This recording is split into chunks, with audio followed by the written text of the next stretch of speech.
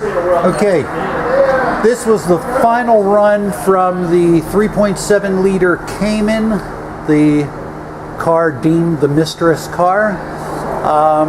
Car ran very well. It's an amazing automobile. It was set at 10-to-1 compression ratio. It's got a little nicer connecting rod. It's a factory crank, factory bearings.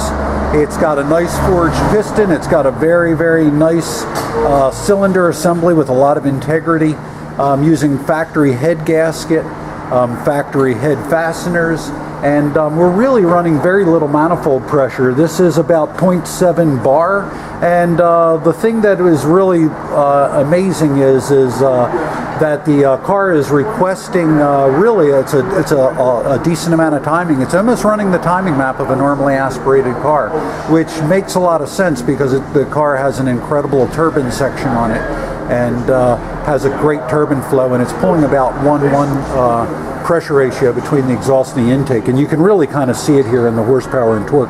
But literally at 0.7 of a bar, so 11 psi, this car is making 515 to the tire, and then with without the boost modified at all on pump gasoline, just turning down the power as much as possible. This car is a 470 rear wheel horsepower car. I believe that is going to translate close to like 520-30 horsepower, something like that, and 515, that's like roughly almost 600 horsepower to the tires, so that's pretty significant.